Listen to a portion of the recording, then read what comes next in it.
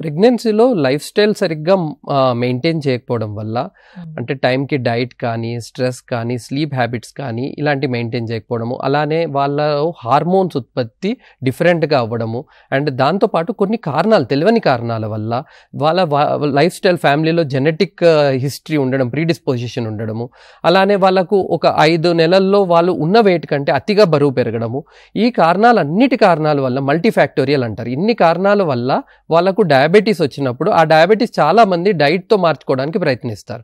కానీ ఆ లెవెల్స్ అనేవి చాలా ఇంపార్టెంట్. ఇప్పుడు నార్మల్గా టైప్ 2 డయాబెటిక్ కానీ, టైప్ 1 డయాబెటిక్ కానీ వాళ్ళకు ఫాస్టింగ్లో ఒక 120, 130 వరకు ఉన్నా కూడా ఓకే అనుకుంటాం. అలానే తిన్న తర్వాత 150, 160 వరకు ఓకే అనుకుంటాం. కానీ ప్రెగ్నెన్సీలో వాళ్ళ షుగర్ లెవెల్స్ చాలా ఇంపార్టెంట్.